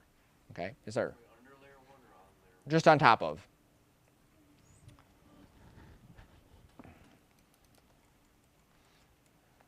Okay, so that is pretty sweet. Now something like that, as simple as that was, just to drag that on there, a few years ago that would have taken us a long time to do because we'd actually have to find a picture of wood and we would have to draw in all of those wood veins and whatever else. Okay, B was our hotkey to cycle through these things that give us the properties of it. C will actually cycle through the different maps that it's generating. Okay, so you remember from intro class, we have basically a base texture, which is color, and then we may have transparency or reflection or bump or whatever else. All of those are getting automatically generated by this. So if I hit C, this is the height map. There is no height to this one, it's just flat. There's the roughness. So it's hard to see, but it is kind of like a little bit not perfectly rough. There's a metallic, there's a normal. And then here is the height map. So you can actually see there is some detail to that where it is going to create a bump texture to this. And then we're back to the base color. Okay? And if I hit M, it pops it back into here. Am I doing this right, or did it just take a long time to load? What do you mean? I can't see that. All right, so that's as far as we're going to take it today. We will get further into Substance, but I just, again, wanted you to be able to get into, get something in Maya, UV map it, throw it into Substance, and then we're going to export this out and bring it into Unreal real quick, okay? So now we're going to export this out, so we go to File, Export Textures. Now again, we want to make sure that we're clicking the right buttons in all of this. We made sure that inside here we said we were working in Unreal. When we take this out, we want to also go to Unreal. So under File, you went to Export Textures. Control-Shift-E is the hotkey. This top area says where these files are going to go. It doesn't know where our project is set to. It just throws it into wherever Substance feels like it. So if you click there, you can specify your source images folder. Yep. So I'm going to go to my P drive. I'm going to go to my 2520 folder. I'm going to go to source images and just hit select. Okay, so 2520, GamingPipeline, source images, hit select folder. So that's where it's going to drop all of these textures that it's going to create. Under the config, I want to make sure that I have Unreal Engine 4 packed, set up, ready to go. Okay. Over here where it says document size, that's where I want to change that to 4096. What? 8100. Yeah. Well, when they do like the Hulk, they don't have like one 4K texture for him. For just this piece of his face, they have a 4K texture. And then that piece, another 4K. So they probably have like a terabyte of data for him. Yes, sir. 4096. Does yours say 8192? Why doesn't mine say that? Was that? This is like experimental. Yeah. Can you imagine having to work on that? We will be using them in Maya, but we'll be generating these kind in Substance. Okay, so something if it was just like a flat metal or a flat plastic of nothing else, we would just do that right in Maya. But anything where we need to generate something, we're gonna come here to do that. Okay, so we have where it's going to go, we have what it's going to do, and we have the size. So now we can hit export. Of course, you can save your Substance file as well. For as long as it took us to do, it's really not worth it to save the Substance file. Okay, you're free to do so. These will get pretty big though. Like, I don't know if I have any like ready available. Export finished with some warnings. I don't know what those files are called. Yeah, hit OK. It always says that. Oh, does it? Yeah. So these files are SPPs. Let me see if I have any SPPs on mine. Some of these SPP files, which are Substance files, are like a gigabyte. Just huge. Let me throw this. I'll save it just for fun. So I'm just saving my Substance file too. You don't need to save it. You could literally redo that in 3 seconds.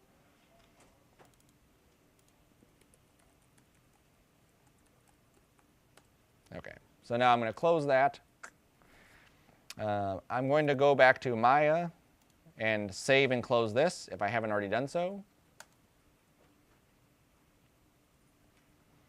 And then while this is chugging along, I'm going to open up Unreal. So on your computers, you would click the window key and type in Epic. and that will pop it open.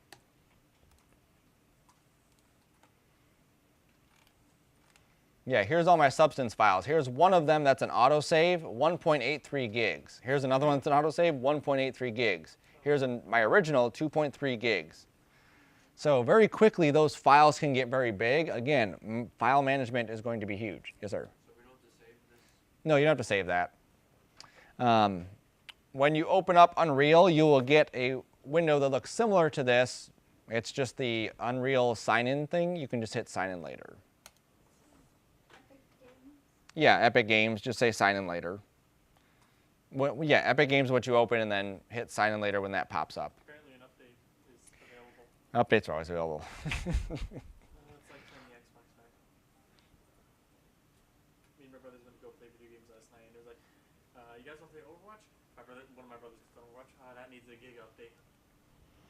All right, while we're waiting for our Unreal to open, you will get the thing that says sign in later, sign in now, whatever it is. You hit sign in later. And then when this comes up, you will hit launch. Okay, and then that will actually open the engine up.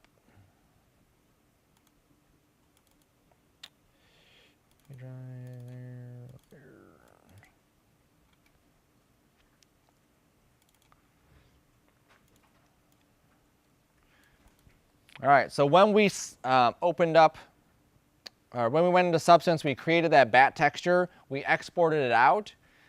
This is what we get out of this. We get this wood texture, which is that's the wood texture. All of this stuff here is it blending from one shape to another. Just however those edges are, it just streaks it. So we don't need to worry about that. We get the normal, which is the bump. And then we get this, which doesn't look like much, but it's actually like 3 maps built into one. So you'll see how we can apply that as well. Go into the library. This is, remember, free. You can add a version.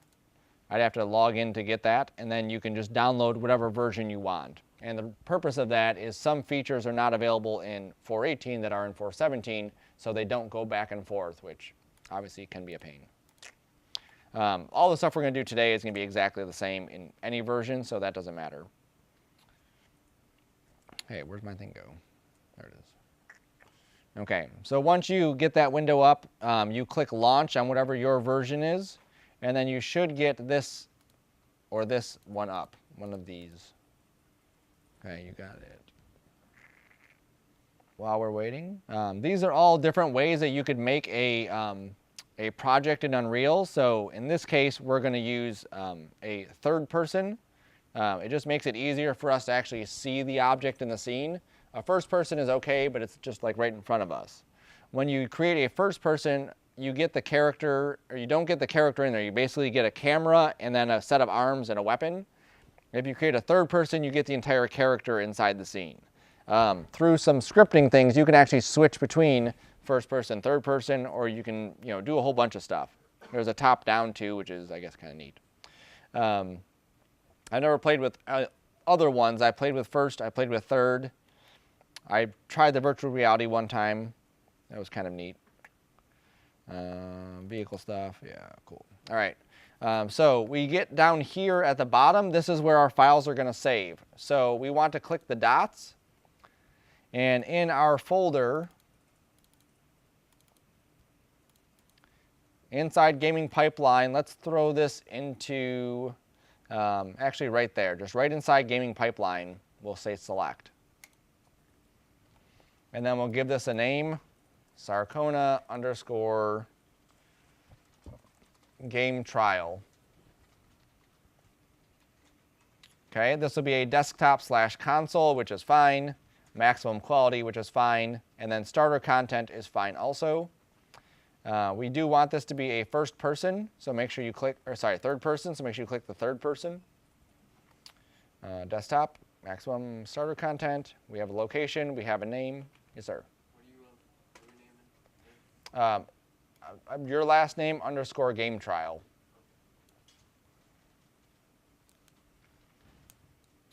Okay, and then make sure it's a third person and then hit create. If you do blank, you'll have nothing in there. So you need to make sure you have a third person and then say create.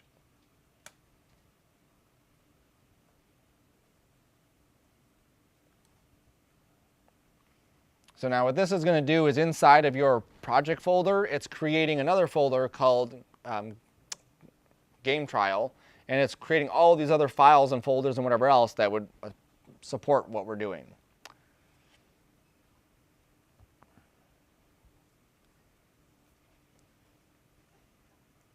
Mm-hmm. Just third person then create. Yep.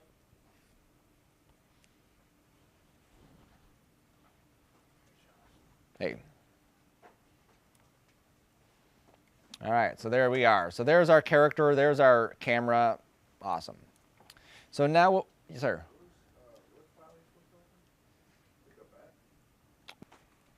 So we're going to right click and we're going to import to game third person BP. Just down here in this blank area, just right click and say import. It's near the top-ish. Okay, and then we're going to go find our file. So find inside your scenes folder, you should have a baseball bat low res OBJ.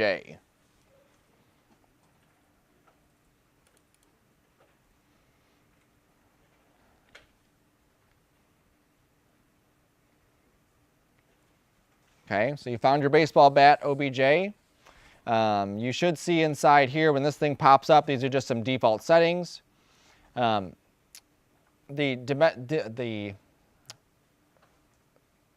units inside Maya are centimeters, remember. This units are also centimeters. So this guy is however many centimeters tall, 60, 70 centimeters. My bat, if I had that open still, is probably not that big.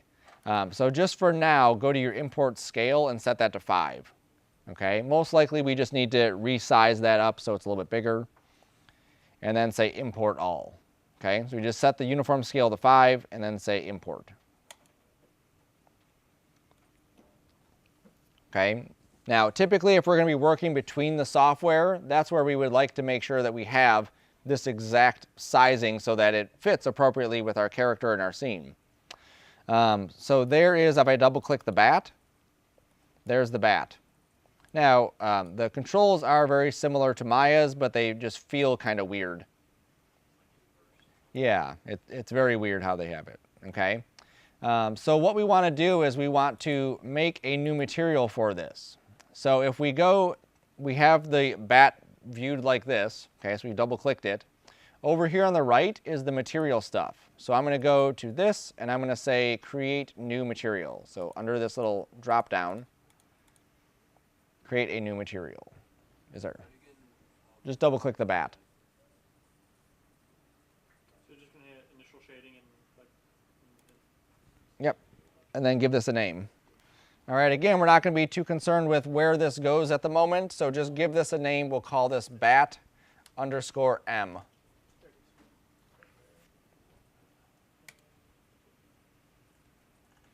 Okay, so we've given this a new material. We've gone up to here. We went to create new material, and we have a material.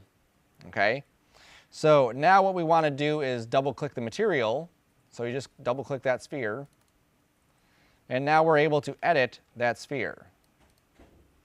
Now in order for us to get the materials in here from the other file, we have to import those also. So I'm just going to set this aside. You guys have a second screen. Throw this onto your second screen.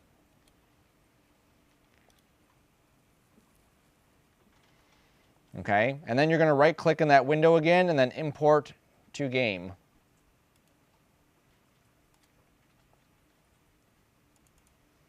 And then in our source images, we should find those 3 files. We should find the color, we should find the normal, and we should find the occlusion.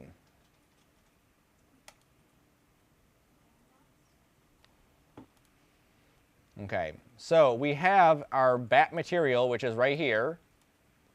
And then we have these 3 textures. So what we're going to do is we're going to grab all 3 textures and just drag them right inside there. Okay, ignore the fact that there's a little cross or whatever, a don't smoke sign by it.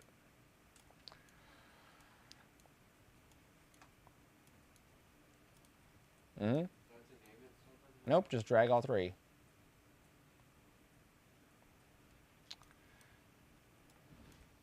Okay, so we got all three of these in here. So what we're going to do is we're going to take this white one. Okay, so here's my color, right? Obvious that looks like the wood color. And we're going to drag this onto base color.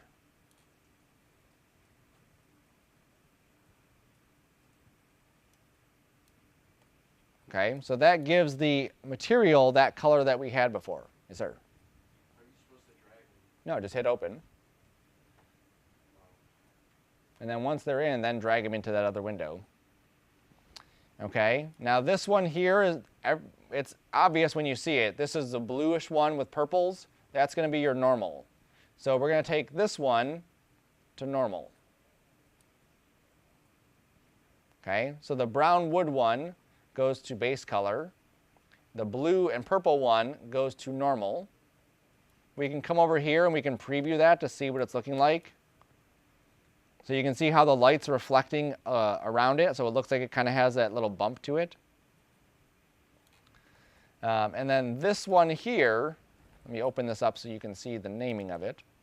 This one is called Occlusion Roughness Metallic. Okay, so this is actually 3 materials in one. So I'm going to scoot this aside. So Occlusion Roughness Metallic. So the red is occlusion, ambient occlusion. The green is roughness, and the blue is metallic. Okay, so you drag the red to ambient occlusion, the green to roughness, and the blue to metallic. Okay, and that's how those get connected. And then we just save this, close that, and now our bat should have that material on it.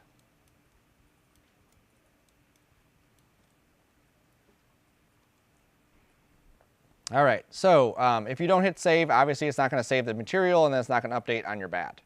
So now we can close the bat itself. So I hit save here, close the bat, and then I can drag the bat actually into my scene. And then just like Maya, I can move it around, I can rotate it. Can we edit the proportions of that? You cannot edit the proportions because it'll stretch your texture. You can scale it by going to this. Yeah, you can go to hit R to go to scale, and then scale it up, scale it down, do whatever you want there. And then when you're ready to play, hit the play button, and then you can walk around and see your bat.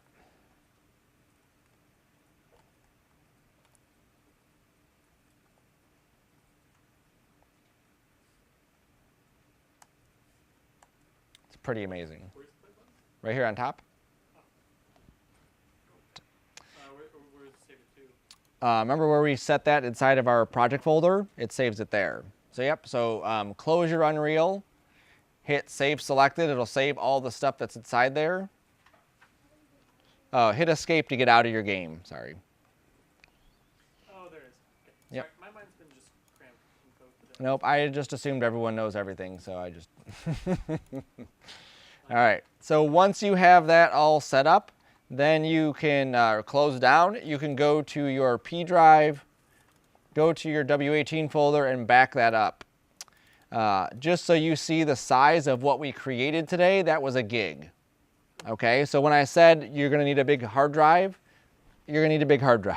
Go buy another external just in case. Right, and all that was is pretty much a bat. Now, the other thing is too, we have a lot of stuff in here, like most of that is probably our game.